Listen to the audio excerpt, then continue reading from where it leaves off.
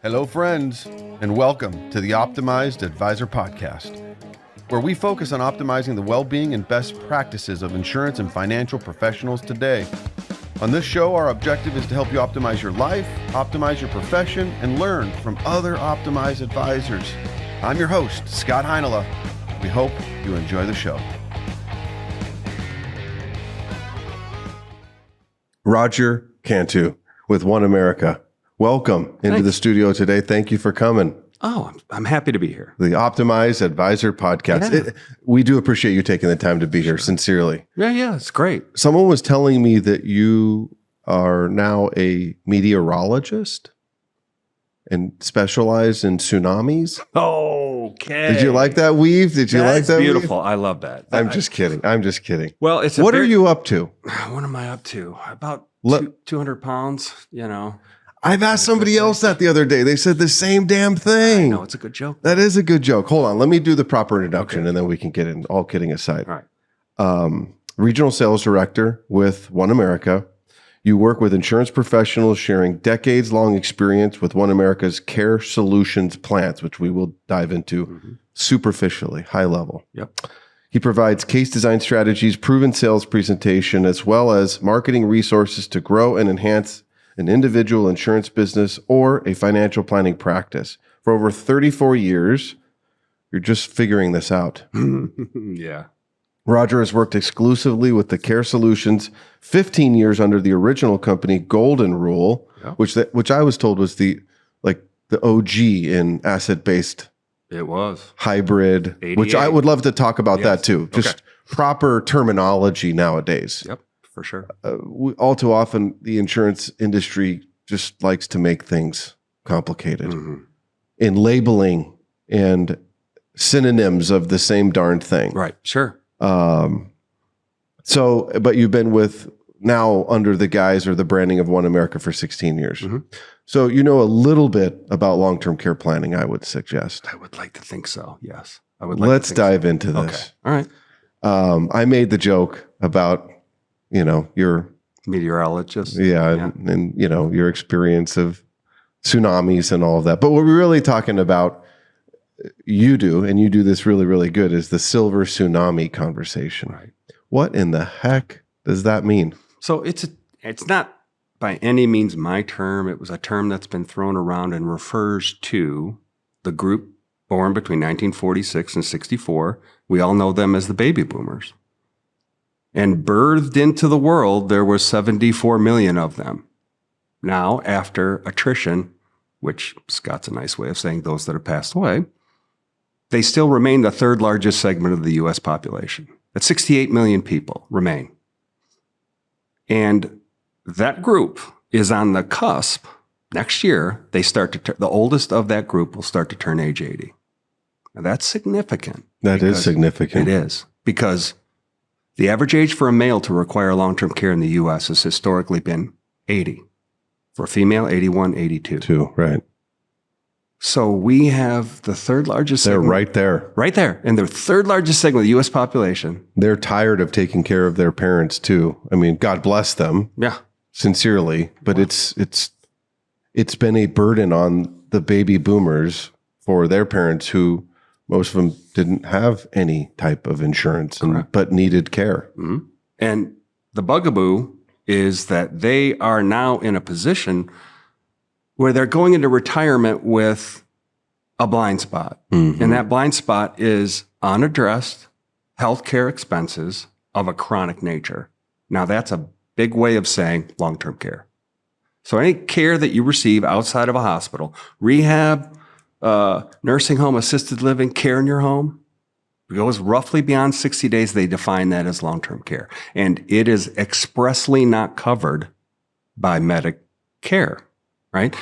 So we have this group that I deem the silver tsunami because there is a wave of individuals who will acquire these chronic healthcare conditions in large numbers, and it stands to swamp the healthcare system, economy, but more importantly, the quality of life of these individuals. And they're just not prepared. And I'll go on record saying that as an industry, we've had challenges finding a solution that fits this market. I hitched my horse to a wagon that had a different approach, right? Golden Rule built a solution that is, well, built on a life chassis with an extension rider that will allow for a benefit to be available regardless. Right. Meaning if it's needed, it'll pay out and potentially for the rest of your life because we're the last carrier to offer a lifetime benefit. If it's not needed, you got a death benefit to the heirs. It's a structure that provides more stable, guaranteed, and predictable outcomes, right? So setting that aside, we still have this silver tsunami that's cresting next year because of that age 80. So when they turn that age 80, there's going to be a vast number of individuals in this country who are ill prepared to address long-term care, meaning the cost. Can you shape the real world picture? I want to hear it in your words of what the situation around what long-term care and needing long-term care actually looks like. And maybe the other way to do it, and maybe you could do both, is also dispelling what long-term care does not look like in this country overwhelmingly. Does that question make sense? It does. It does. And it's easily answered by just really kind of defining what Medicare covers and what it doesn't, right? So Medicare was built to cover hospitalization, surgical, and medical expenses. And it will reimburse. That seems pretty finite. Yeah. In terms of what it is designed to do. Those are big blocks. But right. There's big chunks of the key here with each one of those is you're intervening with the health industry to move you into a better state than you're at. If you're at status quo, meaning you're not getting any better, it's a maintenance situation. And I'm not talking hospice. I'm talking you've had an infirmity, cognitive or physical, that the health community can't do anything more for you. Medicare won't reimburse that, and the hospital will discharge you. When they do, that real world example is you're going to go into an environment, either your home or a facility, where the activities of daily living as they're defined, that you lost. Okay, so let's go with a stroke, and now you have residual paralysis or memory loss. You've lost those daily activities. Essentially, you're paying to have somebody keep you safe and prop up those lost activities, reminding you to take your medication or being there with standby assistance when you're moving from the bathtub out or to the commode and off and to the bed. I mean, it's quite literally a home healthcare aid, or in the case of an actual facility, individuals that are RNs and LPNs that are trained to provide geriatric care management, but it comes at a cost. Right. And that's the challenge and I think everyone understands that Medicare will no longer cover that when you leave the hospital, that they just don't realize the impact of it. And the impact is every month you're going to get a bill that, in the DFW areas, again, $6,000 to $8,000, $7,000 to $10,000 a month with potentially no end in sight. Right. It's very real. For the audience and those that don't have the 6 activities a day living at the tip of their tongue on the top of their head like you do, can you blurt out what those are? Dressing, bathing, feeding, toileting, transferring, mobility. Excellent. You passed the test. Thanks. I'm just kidding. Okay. I think the other part of this, and you touched on it, is it's seemingly more of an income solving problem than it is an asset problem, where flippantly, I think a lot of people's response is always, well, we have enough assets. We can just kind of figure this out on our own, and I don't need the help of insurance. Sure.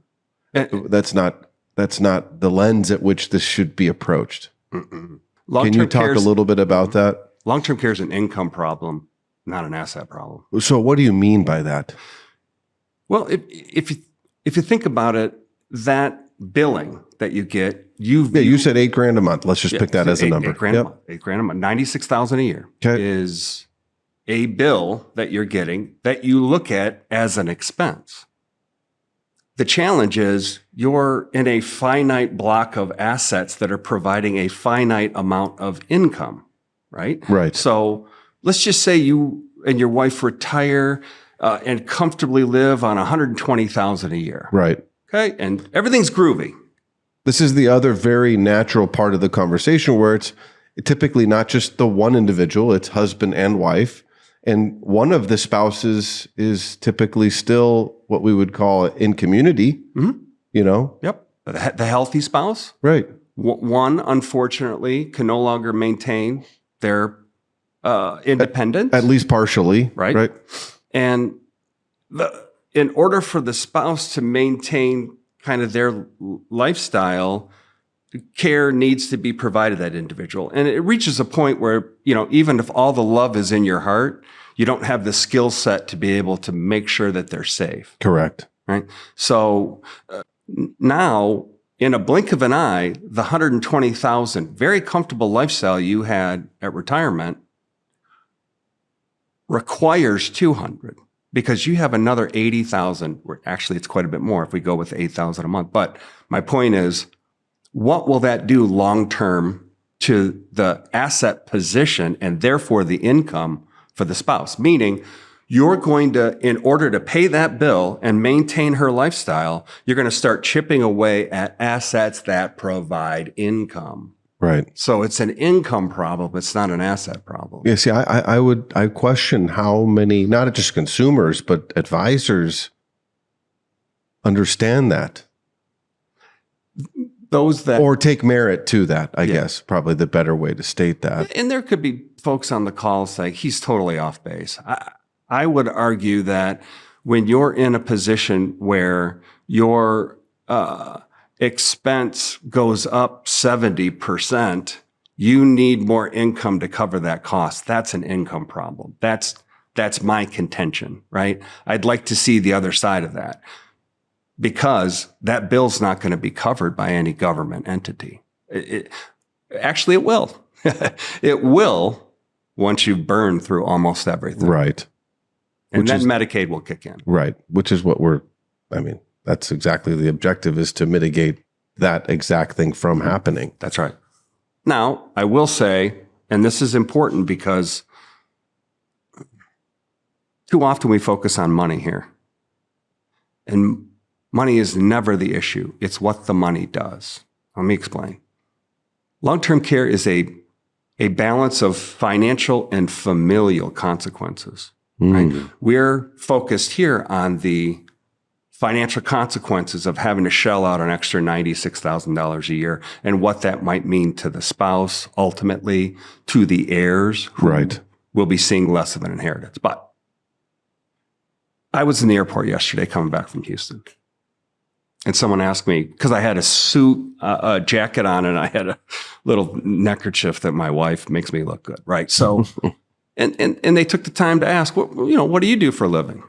I mean, we're in Texas. People are friendly. I'm so interested to hear what your answer is. I got this from a buddy of mine because it's the truth, but it's a disarming way of starting the conversation. And they happen to have some gray hair like me. So my answer is, well, I'm the guy that after your funeral, make sure that your children are still speaking to one another. Ooh.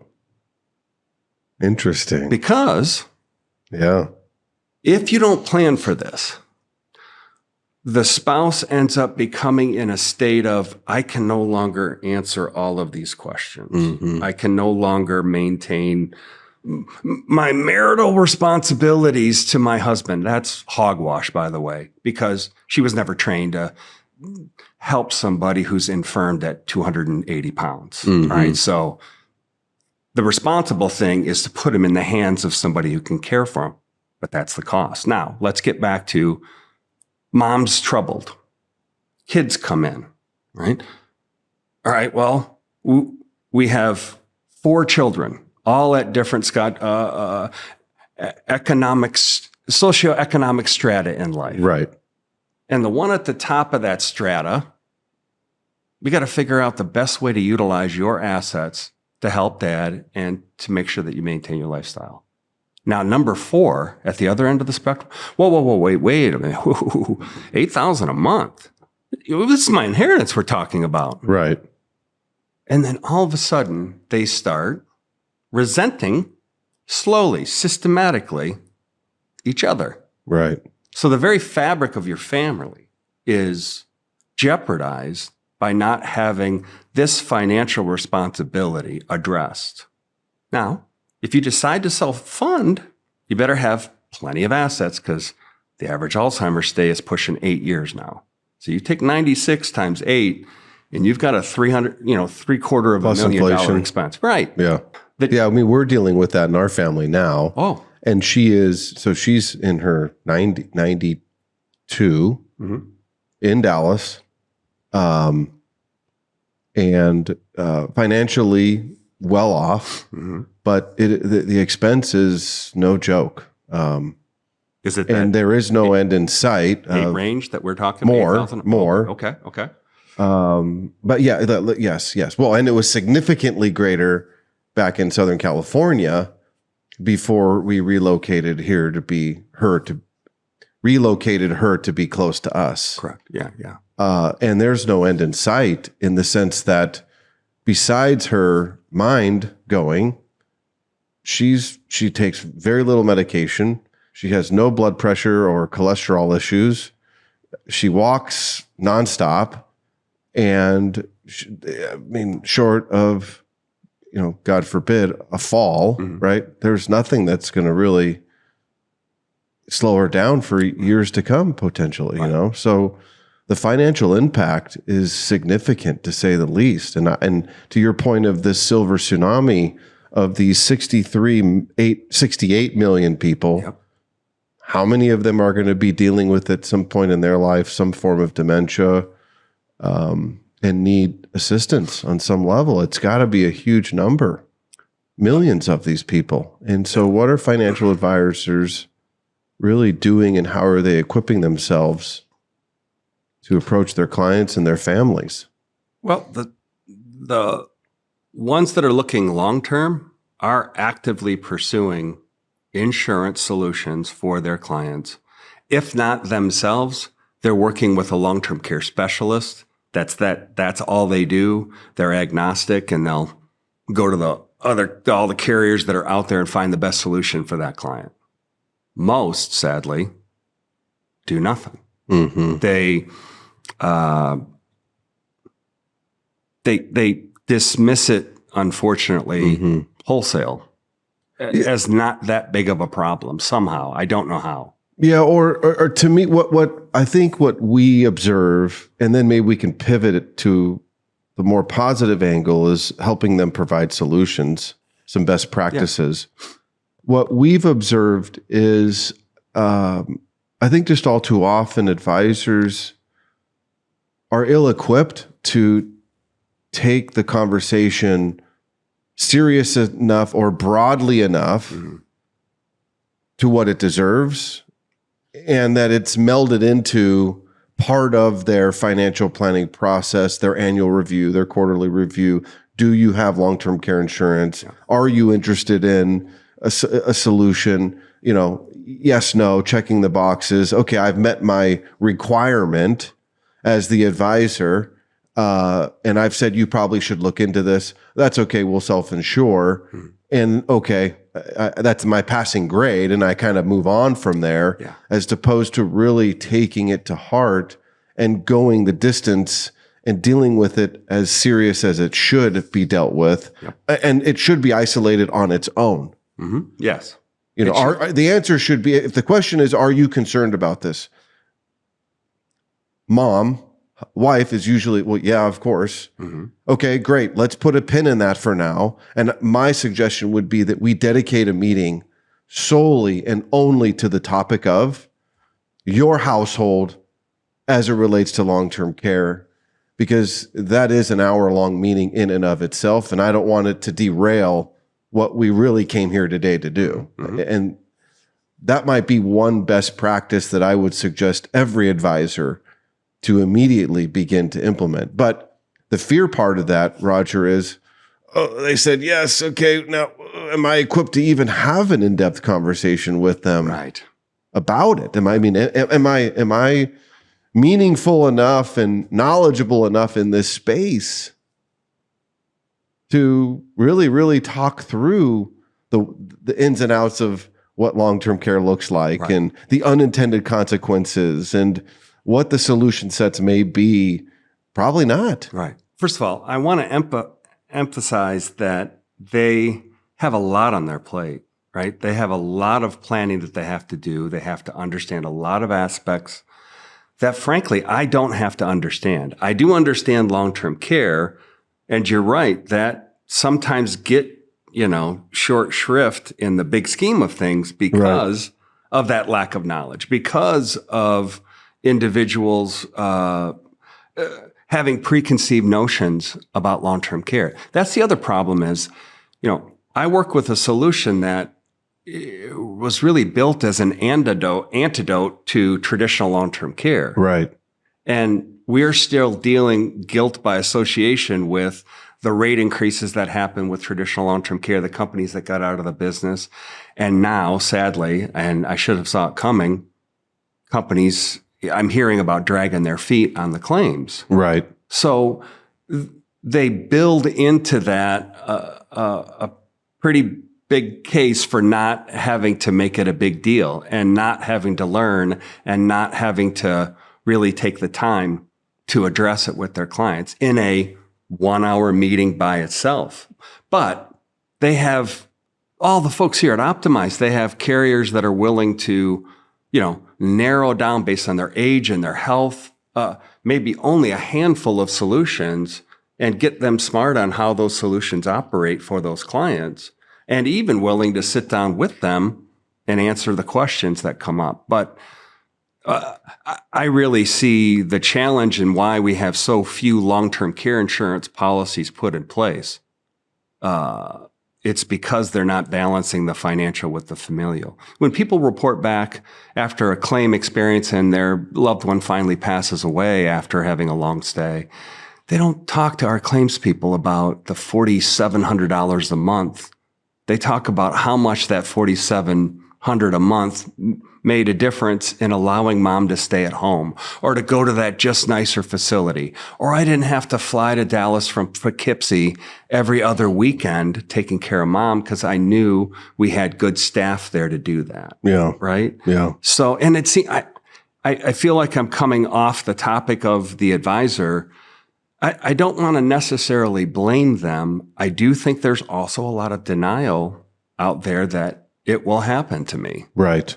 And that's human nature, right? Mm-hmm. So whether that be me personally, right, the person who's needing to make this financial decision directly, or the advisor who's just potentially excusing this risk and the seriousness of this. I would like to embellish for a moment the importance of not going this path alone. And you touched on it a little bit of, OneAmerica being there as a resource to help these advisors. Certainly our firm, Optimize Insurance Planning, to be there. There's a whole host of resources that we make available. We, in the context of OneAmerica, as well as our firm, working as a partnership in this to provide the product solutions, the case designs, the retail client-facing support. I mean, A to Z. That's another example of what advisors should be doing, is finding a firm that is committed to this space and has the resources. Yes. So if we could transition and build upon that a little bit more, you're traveling all across the country. You're doing many meetings across the country all throughout the year in front of advisors. Let's talk a little bit about a few of what I would say the best practices, the ones who are getting it and doing this. What are you seeing in what's driving some of their success, whether that be educational events, how they're approaching this with their existing clients, any and all above? First of all, they should always start with their existing clients. Always. And the reason is, if you're talking to a prospect, especially about a solution that there's some denial about and that sometimes looks the best, Scott, by moving a lump sum into it, you're going to have a little bit of skepticism from sticker shock. Right. But you have a client that you've already done business with, that you built a plan with, that you know personally. That's the best place to start, because they'll forgive, a question that can't be answered immediately. Right. So, it's the acres of diamonds.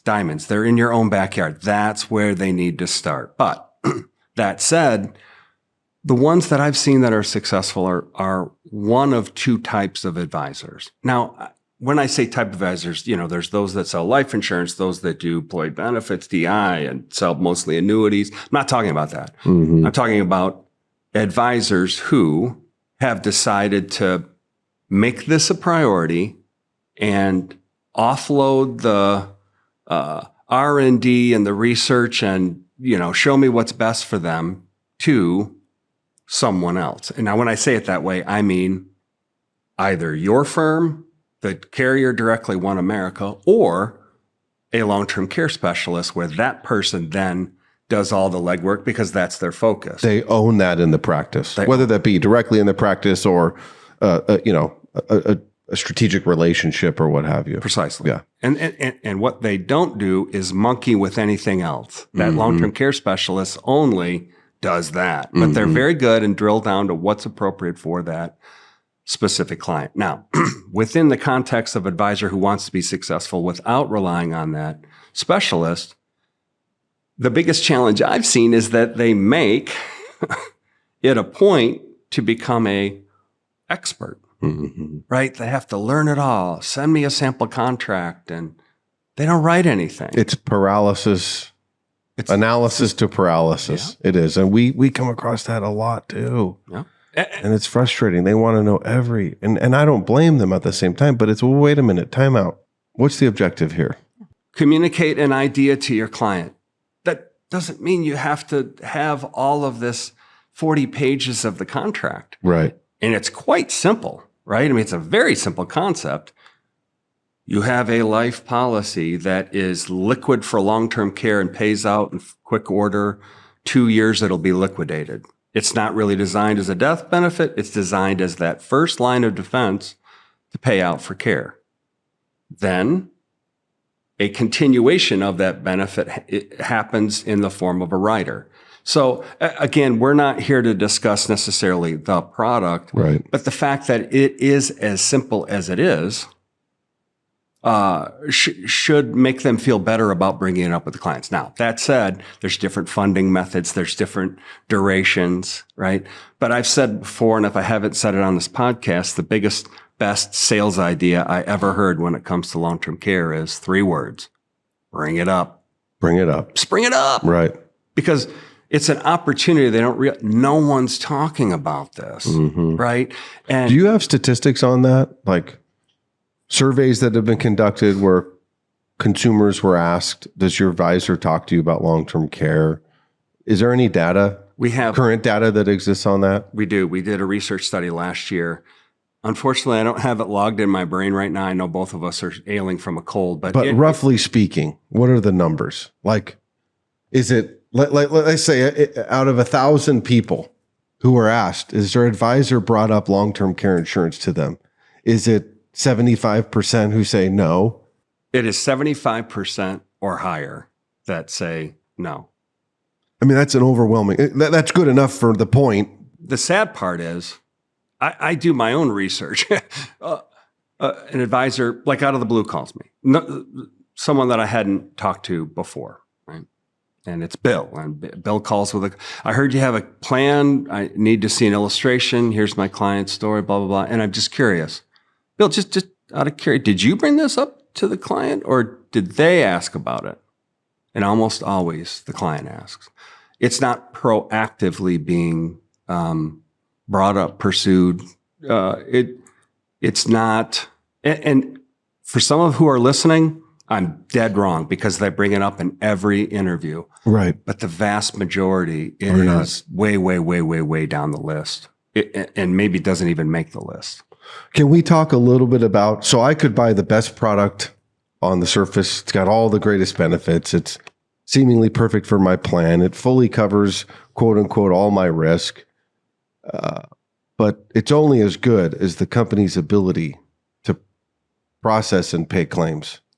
Can you talk a little bit about the claims process, what that looks like, maybe at the industry level, but then also specifically where OneAmerica is with that? Yes. Actually, I'm very proud of that subject because I'm out making promises that this thing will do this, right? And I need them to be there to fulfill my promise. Correct. I need them to be there at the pay window. And Scott, let me just say that I don't get complaints about our claims process because it's primarily two reasons. One, all the claims come into our office in Indianapolis, meaning we're not farming the claim out. Your client's not being thrown into a different company that they've been hired to process the claims. There are carriers out there more than our approach that sub it out, third party. Interesting. So you're dealing with somebody who truly doesn't understand your policy. Right. That's number one. Number two is when you call that third party, you don't know who you're going to talk to next. Mm-hmm. And you may have started a conversation with Rebecca, and now Antoine is the guy who's answered involved now. He's picked the baton up and he starts over, and that's inefficient to say the least. So all of the claims come into Indianapolis. You're dealing with our claims department who understands the policy, the values that are available, and further, because many of these other carriers are, I'll call them Johnny come lately. Mm-hmm. They haven't had 36 years of filing claims and establishing nice and naughty lists of good providers and not so great providers. Right. So they have that information in addition to a good understanding of what the client's benefits are. Mm-hmm. And then finally, that's the only person they're going to deal with. Wow. It's a dedicated case manager. Claims manager, I guess I would say. That's it. If they're sick or on vacation, okay, so you have to talk to the guy in the desk next to you, but how often does that happen? And when mom is dealing with that person and they're helping them through that very emotional state of putting her husband into a facility, it's a different dynamic. That person then, our claims concierge, as we say it, would have to adjust when mom maybe goes on claim or she's no longer able to manage that relationship. So adult daughter, adult daughters, they're in the next rung for taking care. Right. They are dealing with the same person that mom is dealing with. And they know the story behind. Mm-hmm. Yeah, see, that's a very important part of the process is probably the most important part is what does the claims journey look like? Right. And how is that company really being responsible with that process? Mm-hmm. I liken it to this. To the family when they're in such dire straits. That's when they're in most need, right? And they're frazzled. They don't know what's going on. They don't know where to place mom or dad and how to deal with this. Sure. And there's a lot going wrong. The learning curve involved in making sure that you're giving a loved one adequate care is it's a semester of it's hard. You got to figure out what's appropriate. Is this the best place? Right. And then once they're in, is this the right plan of care for them? And so you're going to have advocacy, not only in that claims concierge, but we also have that care coordinator benefit of our plan, which allows you to have somebody come in once a month, either virtually or in person, to help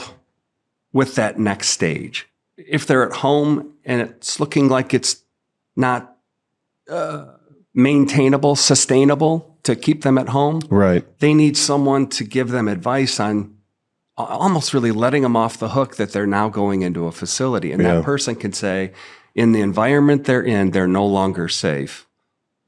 Mary and the 3 kids there, you're doing right by your dad by moving them to a place where care can be provided at a more aggressive level. Right? Mm-hmm. Just an example. Mm-hmm. So that's another element of our claims that's often forgotten is the advocacy for people who are kind of feeling their way. Yeah, that's a great point. Very, very important point. And another one of the key points of unintended situations that they're just going to be thrust into, and they are ill-equipped to deal with it.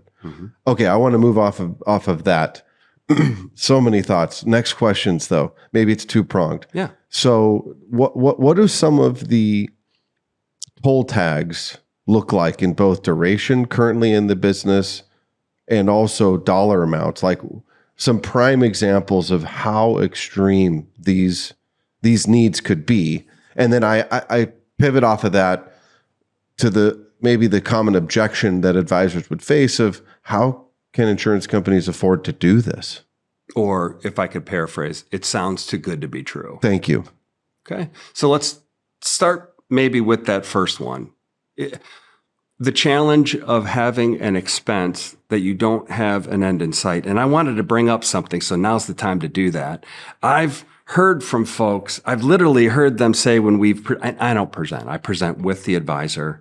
I let them know the ins and outs of the contract, and they'll say, that's something I'll do when I'm older. Mm-hmm.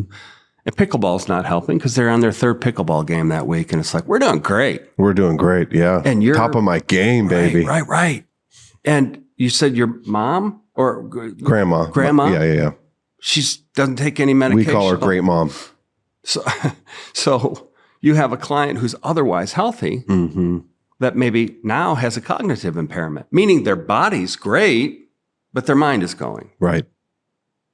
So that being healthy going into retirement, and I'm not saying start smoking and drinking, everybody, but going into retirement healthy, if you have an incident, fall, stroke, cognitive issue, your stay could be even much longer than that quote unquote average. Because you are physically able. Right. Your body's still going, but your mind is also going. Right. So extremes, I mean, to spend $1 million, $1.5 million has happened. There's a report we have that basically breaks down the biggest claim reported by insurance carriers. That's right. I've seen that. It's like 1.4 million or something like that, up to dollar amounts. And the one example of duration, it's like 16 years. 16 years. I mean, from what I understand. Can you imagine? No. The person who's going through that, I know, but the person who's going through that probably is in a status situation, right? I mean, that's just really sad all around. 16 years on the family. Goodness gracious, the part I go to then, okay, talking about how it's too good to be true. Well, how does a household protect and insure against that risk versus, and this is where I'm leading to the answer, where an insurance company has the benefit of insuring thousands and thousands and thousands of households. So actuarially, I can get pretty darn close to what that risk is going to be on the average or on the median. Yep. So, I mean, with insurance, it's always a pooling of risks. I mean, that's what it comes down to. And there's enough data that talks about, and I even say it on meetings, like, because we offer a lifetime benefit, and I push that. My wife and I are on a plan. We're halfway through a 20 pay. We got a lifetime benefit on the back end of it. Now, if you're talking to somebody who's more left-brained, they're going to say, preposterous. You don't need that kind of coverage. You got an average of a 2.7 year stay, Roger, and your wife 3.4 years. Right. Well, my response would be, is your client average? Because 15% of folks who need care need it longer than 5 years, right? And with an average Alzheimer's stay and more prevalence of Alzheimer's bumping up against 8 years, we have a real problem. First of all, this isn't the problem. The problem is we're not bringing it up enough. It's not getting presented enough. But even those that do end up bringing it up and writing it, they're smaller policies. Right. So they could outlive that. And what's the plan? Yeah. What's the plan after that? Yeah. I mean, it's an interesting situation because all too often from the advisors, we get this request of, you got to fully cover the need. Well, some leverage is better than no leverage. In the context of this client's financial picture, what's appropriate? Right. You yes, in a perfect world, everybody wants maximum coverage and the risk is gone and everything's great. Sure. Everything's, rosy. Well, but that's not in many cases reality. So how do we buffer that? Well, first of all, let's ground it in reality. We've had during COVID, I've heard reports about material costs have gone up and most people really have less coverage than they need on their home. So let's go with that. Mm-hmm. Scott, your home burns to the ground, God forbid. Burns right to the slab. Would you rather be underinsured or uninsured? Which one? Under or not in? That's right. Yeah, well, definitely underinsured. Okay. So you would take underinsured, right? Correct. Then not insured. Then not insured. Of course. So why wouldn't we take the same thing to a long-term care solution, right? Why is it not okay that we're only covering $4,500 a month when we know the bill's going to be $8,000? And the reason is they can't afford $8,000 at all. So $4,500 is going to take the edge off enough where they're going to be able to, again, stay at home or go to just that nicer facility. Would it be great to cover the $8,000? Yes, but the challenge there is if you go for the gusto and you create sticker shock, there's already maybe a belief that it won't happen to me. Mm-hmm. So you're putting them in a position of, we can't afford that. Right. Make it affordable and put something in place. That's exactly right. Make it affordable and put something in place. That's a great practice. It is. And again, it's probably out of the quotes that I get, maybe 20% of them are, lifetime coverage or 3% on the base and the rider. I look at the premium and I'm like, one gal down in Austin had a quote for $50,000 a year and it was on a 20 pay. Whoa. Right. So I'm like, she had 5% inflation on the base of the rider. It was lifetime it was a Cadillac plan. Right. And I said, I don't want to say her name, but what's going on here? Did they ask for this? Oh, no, I just read. I mean, show them a lifetime benefit, but show them something that they can afford. Right. Right. And when I say show them a lifetime benefit, some situations you can't even go there, right? $4,500 a month for maybe a 4-year benefit. Again, if they're needing care, Scott, no one has ever sent a check back to our claims department. It's never happened in 36 years. Right. Because it wasn't enough. Right. It's never happened. And the reason? You always find a place to spend it. That's right. And it could make the spouse's lifestyle maintenance a lot easier to accomplish, even if you're covering half the bill. Mm-hmm. So make it easier for your clients to say yes instead of making it very easy to say no. Look at that. Truth bomb. That's right. It's a dose of rationalization, right? That's exactly right. Well, we've covered a lot of things today. Is there anything that we are missing that you would like to inject until next time? Yes. But it's going to make me seem unpatriotic, but I'm going to say it anyway. Go for it. Long-term care has been expressly pushed to the side by our government in 2 ways. One is, first of all, they didn't include any of that in Medicare because I'm sure at the time, they're like, that's going to be too expensive. We're not going to cover chronic healthcare costs. They could hang on forever. That's number one, right? So we're not going to cover that, which means the onus is on you. Number two is, and we're going to come back around to the silver tsunami with this. Number two is that they have been very strategically changing tax legislation at the federal level to incentivize folks to do this kind of planning. And I would argue incentivize advisors too. Mm-hmm. But it's just not getting done because less than 10% of folks over age 65 own a long-term care insurance policy, even though there's a 70% uses over that age. I'm going to let everyone do the math on that. That adds up to a lot of exposure unnecessarily. And a lot of planning that should be done. Yep. So we have the HIPAA legislation.